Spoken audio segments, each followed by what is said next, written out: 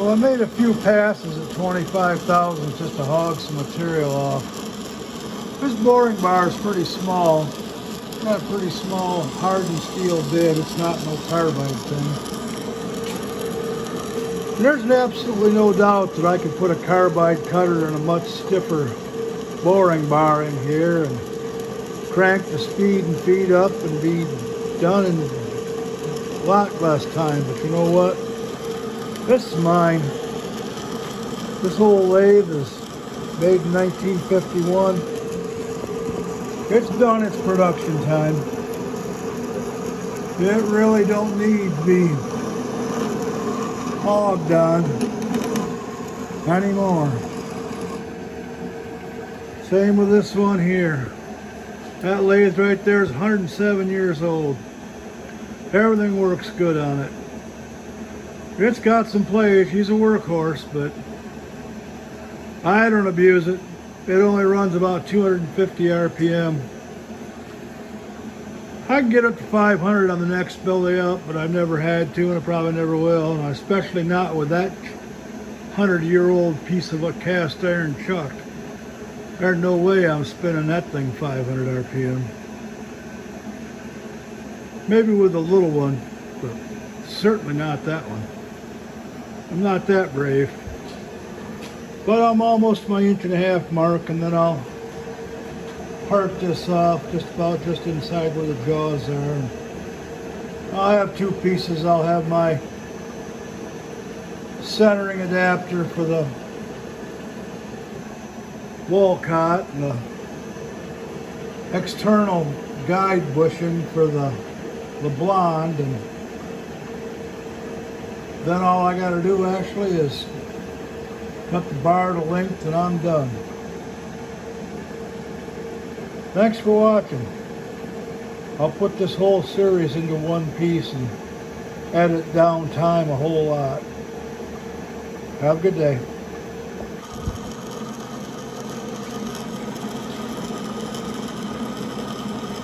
I usually don't like to show this kind of stuff, you know, I mean,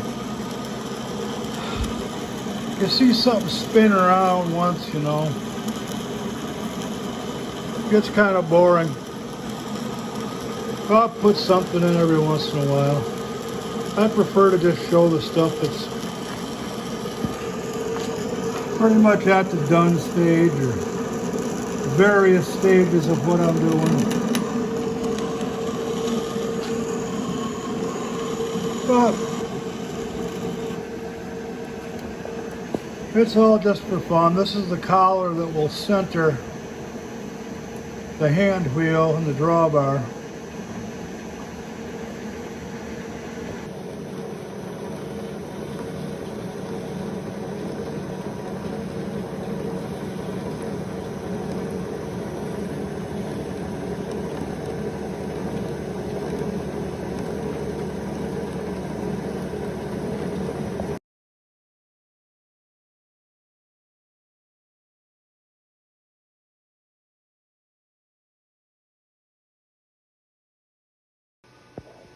Well, here's the part on the Walcott.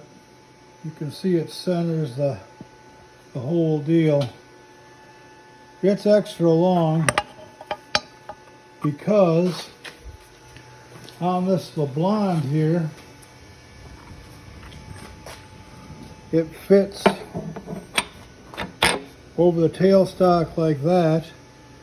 And I'm going to part this off to about there so that collar will center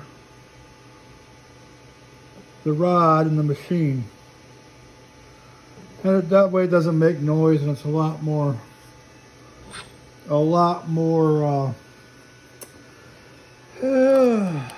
correct. I mean,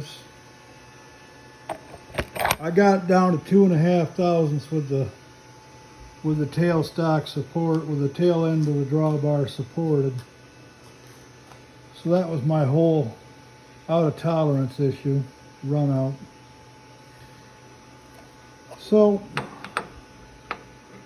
this will go on there, something like that.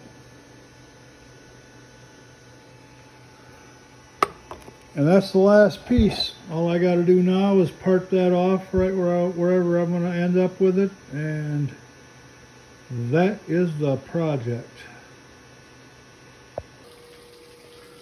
Well, it's finally done. That's the complete assembly for the Walcott.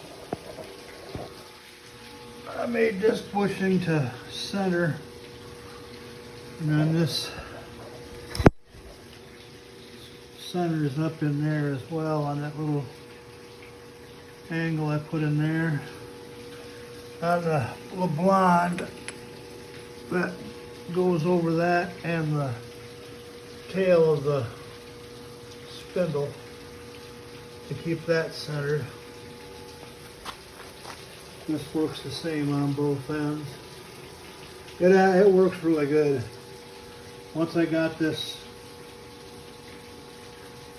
adapter on the end here, there's bushings to keep the whole thing straight inside the spindle.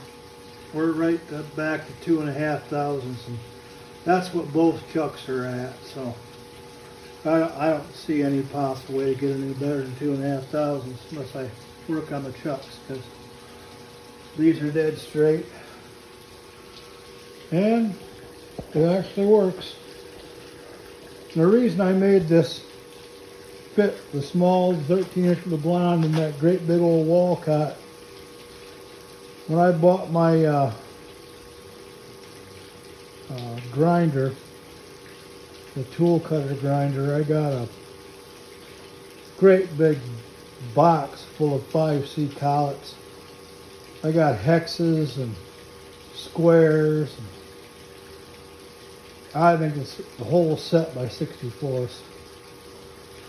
So I thought, why not? If I have to do something really, really long, repetitive. Either way, it's done. I'm not going to cut this off just yet. I'm going to mark it because the forejaw that goes on that Walcott is a 10-inch. It's a lot easier to work with, much straighter.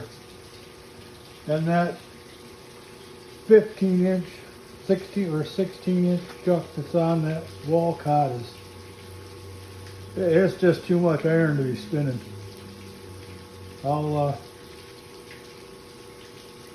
probably take it off and put that 10-inch forejaw back on it. But that's it.